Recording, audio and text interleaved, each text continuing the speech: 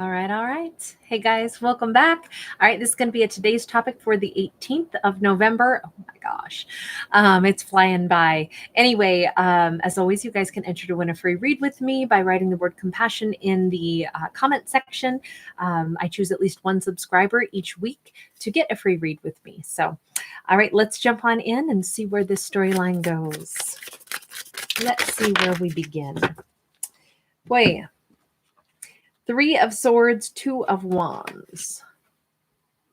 Somebody, I feel like in this deck, it's when somebody resists transformation. They put on a happy face. They lying and saying that I'm good, I'm over it, instead of dealing with hurt. I think resisting transforming, instead pushing it away, saying, oh, whatever, I don't care about that. I think that that's something that bogs down growth, is what it seems like here. And then to have this 2 of Wands, it's I'm inclined to say that somebody's denying how hurt they are, but they are also debating coming in and trying to, like Humpty Dumpty, trying to come back in and wishing that they could piece it back together. This person is coming in like with a, the sorrowful hangdog look, right? Someone is asking themselves, if I allowed myself to swim to shore here, because that's the ocean, but then the ocean waves suddenly become this checkerboard. If I allowed myself to swim to shore, what would happen? I feel like this is they have a checkered past. I feel like they know that any move could happen. This person is part pillar and it's part chess piece, and this looks like a chessboard. There have been games played. Someone is continuing to overthink things. Someone is realizing, they might be realizing how much hurt they caused the other individual. I feel like there is a distance here. I feel like, it's funny because even the little smiley face is actually tarnished. This is something that this happened some time ago. This hurt was dealt to somebody a long time ago. And the hurt that they caused someone, they intentionally left that there. And it's eroding their own happiness. Now, here's the funny part about this. They are perhaps living in the memory of what they did to someone, how they hurt somebody. And that kind of shame is what they're actually feeling. And that's what's eroding their own happiness. They're filled with a sense of sadness and sorrow. This woman who is this pillar or chess piece, she, again, is the one who's stuck here, just like she was stuck here as part of this butterfly, with a pin right through her heart. I feel as if this person hurt somebody, maybe betrayed somebody, and left them there in the betrayal. No apology, no nothing. But what's interesting is that this is all backfired, and it is them who can't get over it. It's them who still feels like they want to try to come back in and discuss their checkered past. It's them who is feeling like they need to come and talk to this individual. But there is this element of checkmate, right? There is this element of, I feel like coming in very tattered, very, very, very tattered. They've lost their arms. Part of their leg is missing. And what's interesting is, okay, so we're seeing these two individuals at various levels of breakdown. So she has maybe been stuck, but if you notice, that chunk that is missing out of her pillar is revealing that she actually has legs. So wherever she's been, I feel like somebody hurt somebody and left them there. And that person has perhaps continued to I mean, what do they think of this person? They think, oh, that's that person who hurt me. They didn't move on from that because that's what actually happened. So it's not like, oh, I'm reveling in the pain. It's more like, look, a fact is a fact. We can't pretend that this chess game ended with you cheating, to try to win a chess game. I don't cheat. I'm still right here on this chessboard because I play fair. But I only stay as long as I choose to. I am getting more free every day of this. I think that this person cares less every day, a little bit more. I care less about the wrong that was done. I'm healing and I'm about to set myself free from this because we can see one leg. She's no longer just a chess piece, right? She's getting herself free. But this individual wants to come back in, and they're the ones who are tattered. They're the ones missing arms now. They're the ones with damage to the leg. And now they don't really even have feet. What they have is these just real spindly little like support crutches almost. And what they carry on their back is the burden of what they cracked, the damage that they caused. This person is the one who's coming in some shame because wherever they went, it was not a good place. Wherever they've been, whatever journey they took, they lost a lot. They cracked things. They, if they're coming back in tattered, they didn't win whatever their chess game was. They didn't benefit from whatever they did. And they haven't actually been happy. We don't see rust and tarnish on these things for no reason. I feel like, I mean, this is like a heavy reading, but it feels like they accrued some pretty negative karma for mistreating someone. And they'd like to figure out how to get, it's not just figure out how to get out from under the karma, but it's like they're realizing it's time to swim back to shore. They maybe thought that they could go off in a different direction, but they're realizing everybody always has a choice, right? We have a choice as to what energy we sit in. But it feels like this person has reached the end of one road and they're realizing that the only choice they have is to come back and face something so that maybe they can clean up the karma or maybe make that apology or face the person that they injured and that they intentionally ran from. What's funny? The person that they ran from, that was actually a form of this transformation that needed to happen. We have the Four of Cups. And it's interesting because it's like they've been down to the bottom of the ocean. It's funny because we see like the curvature of a wave. We see the sky. We see these birds. Somebody has been hiding out, waiting, wishing that they could escape the feeling of the mistake that they made. They thought if they waited long enough, they wouldn't feel that way anymore, but it gets worse, not better. Trying to find shelter. There is something like somebody went to the bottom of the sea or somebody went out to sea, tried to sail away from their problems. And instead it didn't make those problems go away. It intensified the sense of, I made a mistake here. I think somebody is having to come back and face their mistake. Their mistake first was to hurt somebody, and then their second mistake was to run off.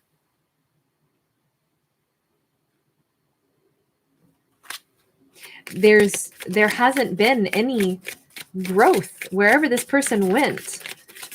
They didn't find shelter. They found confinement, and they didn't escape the feeling of hurt. It intensified their need to look at what they did. 10 of Pentacles, and it's not a happy 10 of Pentacles. 10 of Pentacles, here's that darn chessboard again. Somebody might have been quite a strategist.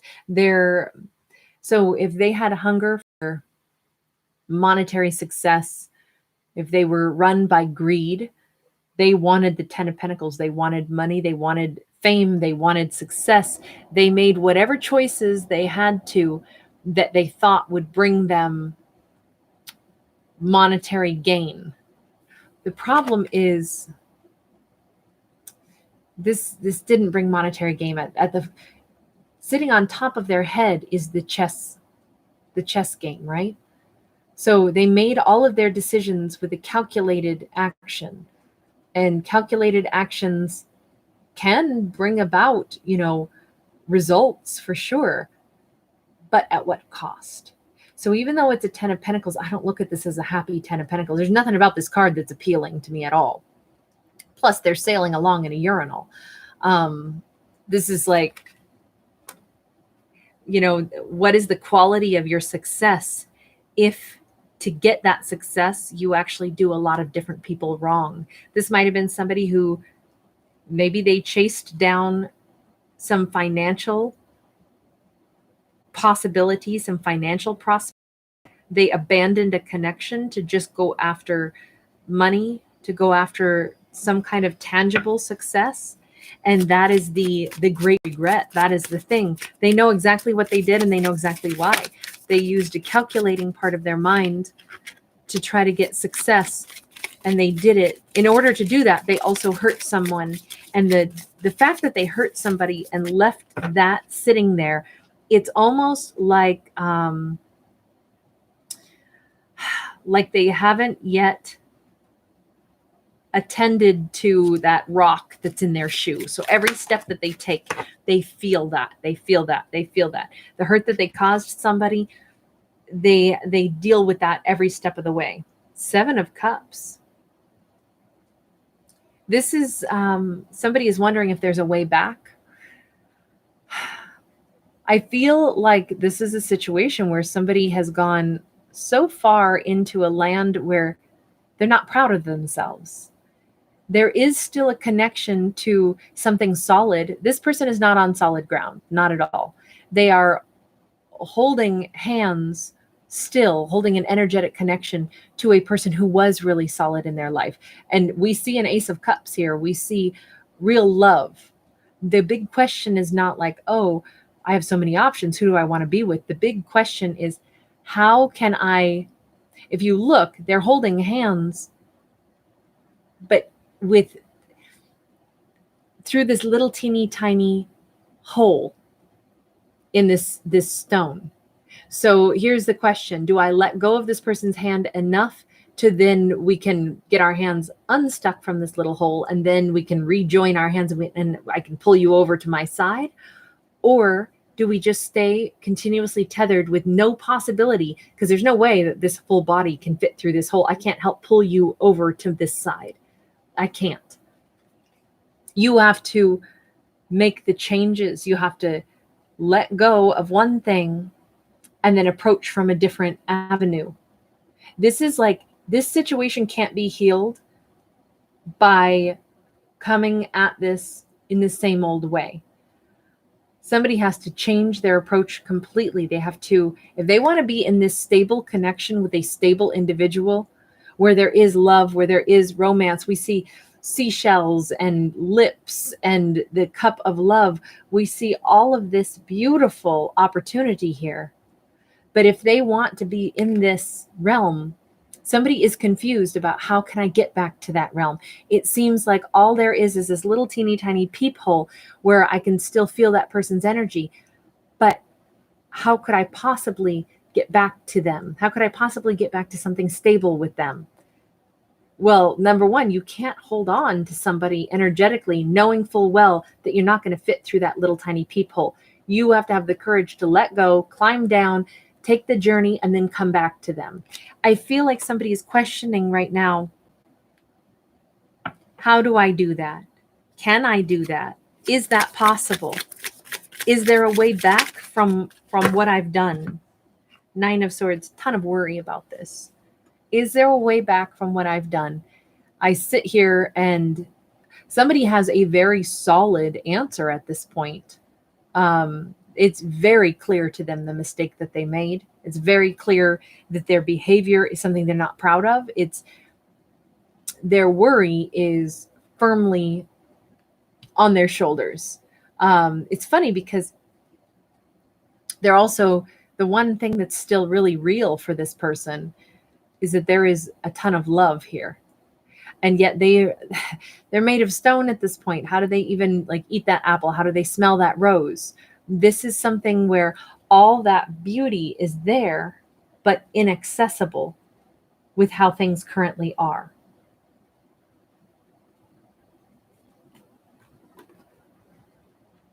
They can see this person. They can see you. They know that they did you wrong.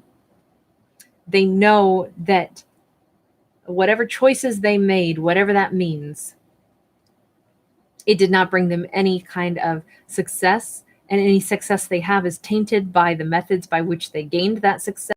And now all they want is to figure out, could I come back? But they can see it, they can smell it, they see you, they know exactly what you are, and they don't see how on earth they can access you. Queen of Pentacles. And this Queen of Pentacles, let me tell you, is she's like trapped in a big old seed pod. To get her to blossom, this is a situation where, oh my goodness, there's got to be a lot of she has to be planted in the right soil. She has to be nurtured. She has to be taken care of. She has to, basically what this person would have to do to get this Queen of Pentacles to open back up. I mean, she's filled with potential. If this seed pod gets planted in the right soil and is watered and tended to, it could blossom into, a tree of life. It could blossom into like anything, everything. Who knows? Maybe it's a money tree. Maybe it's the tree that is a new family tree. It's anything. It's everything. But right now, this Queen of Pentacles is totally closed off. This Queen of Pentacles is, let me put it this way, closed off to that individual, and they know this. They hold on energetically, wondering, how could I get back to you? I can see you for what you are. I know exactly what you are. And I feel like a lump of stone in my chest, my head, my mind. They've been trying to block the sorrow, perhaps, but it doesn't matter, because it's like what sits in somebody's mind all the time is the fact that I had this and I damaged it.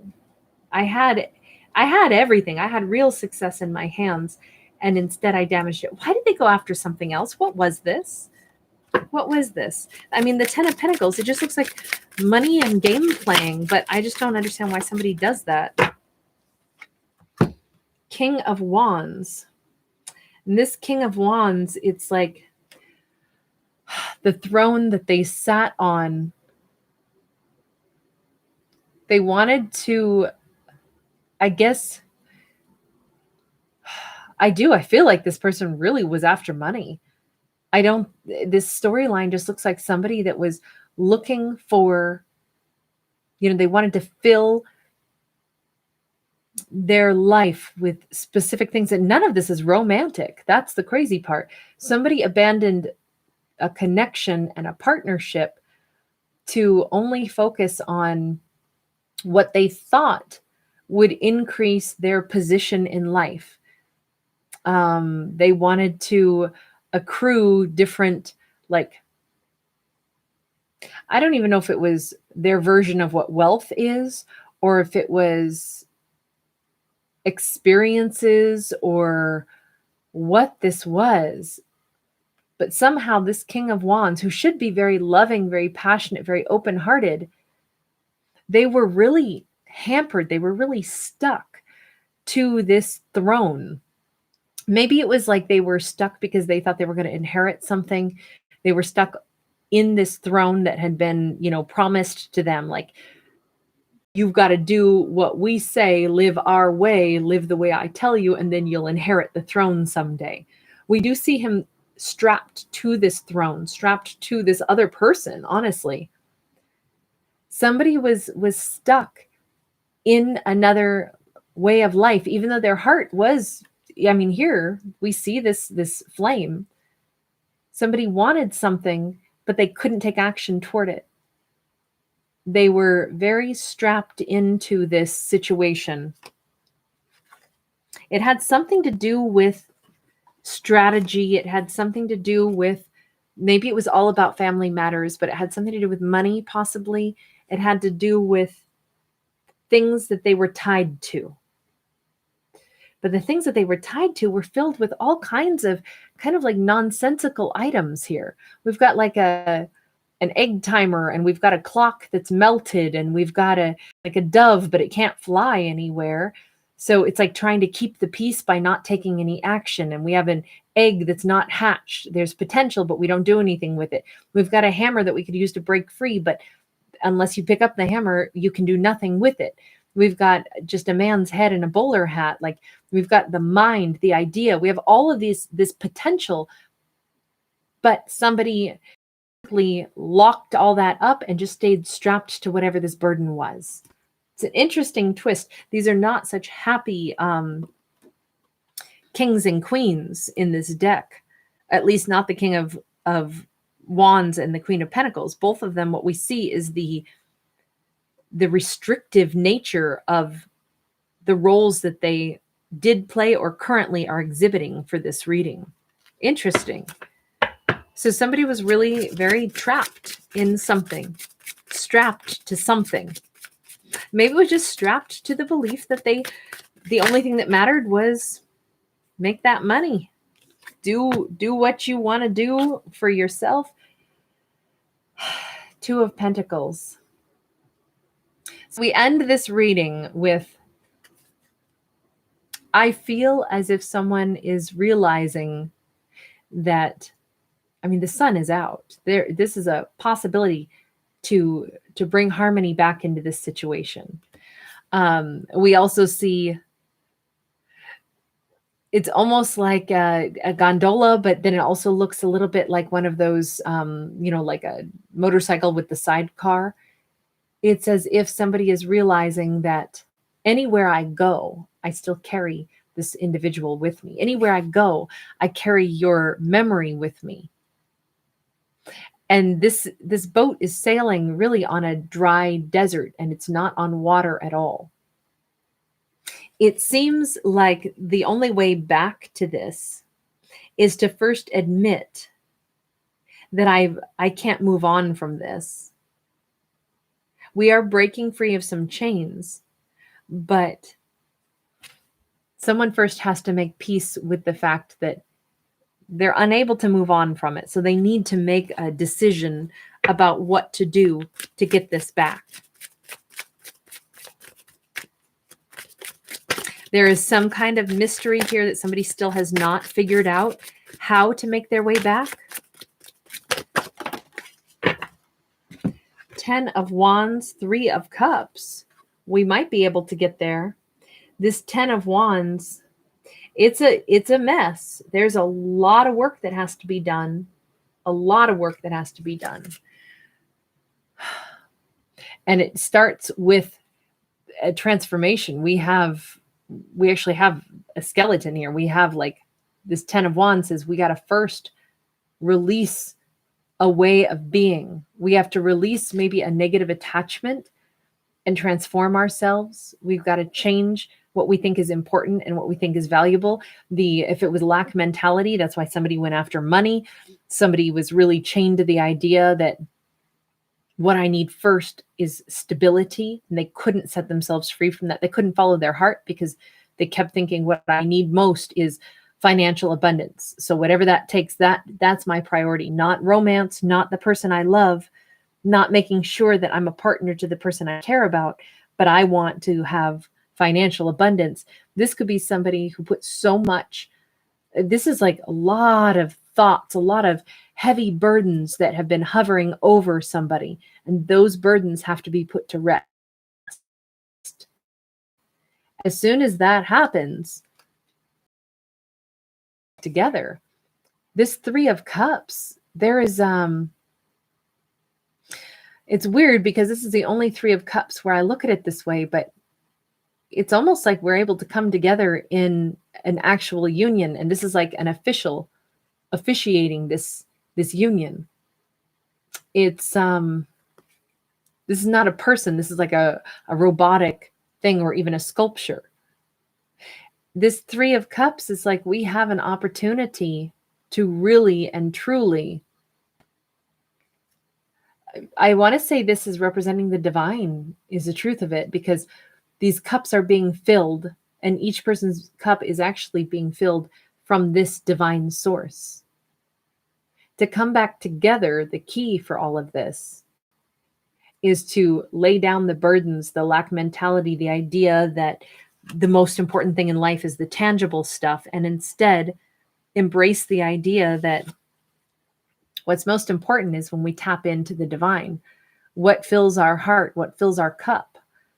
It's not tangible stuff.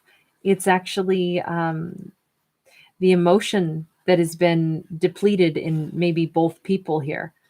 You know, someone who's been stuck in hurt, someone who's been, the other person's been stuck in guilt for having hurt someone that they loved, feeling guilt that they pursued the almighty dollar instead of standing beside the person they really wanted to be with. Somebody who was married to the idea of, you know, a lack mentality. I have to have money. I have fear if I don't have tangible stuff. I want to sit on a throne that's filled with all kinds of stuff, even if those things are useless the way I'm hoarding them. Still, that's what I'm burdened by, is the need to accrue all this useless stuff instead of following my heart and really living. I feel like whoever this is could be a fire sign and an earth sign. That's not really relevant to me in this, but really this entire reading has been a journey. It's been a process. We don't, in all these cards, we don't have a single major arcana. We have only a couple of court cards, and all of them are what I look at as the journey. Someone's journey, it begins because of hurt that leads to the transformation. That first card out carries the strongest message, and we do end at a place where we have come full circle and we've understood what the divine was hoping we would come around to receiving emotional fulfillment, understanding that it's almost like to love another person, that is the real wealth in this lifetime. To give and receive love, and to know that, you know, being here at all is divine. You don't have to hoard and accrue all kinds of stuff to make yourself valuable. Just like, you know, planting this seed in the right soil and tending to it is what makes something blossom. It's really a representation of love and abundance. I mean, this is a Queen of Pentacles. So the very thing that this King of Wands was seeking, which is a sense of stability. They were looking for stability in stuff, not realizing that if they put their investment into maybe the love of another person and nurtured a connection, that would give rise to all of the forms of abundance that they were really looking for. It's as if they were unaware that their sense of lack and what they were looking to fulfill, they thought it was money and security that they were looking for, without realizing that the truth is they were looking for emotional fulfillment. So they kept choosing wrong. They walked away from emotional fulfillment and went after tangible things like money. And by the end of this journey, somebody realizes, oh my God, the thing that would have made me feel safe was to see a relationship grow with someone that, you know, we have each other. We blossom and we grow in that area of life. Interesting storyline. As always, it's just a story. Whether there's something, a message in there that is uplifting or not, you know, it's from every person's perspective. I wish you guys nothing but the best. Take good care. Thanks for being with me. Bye for now.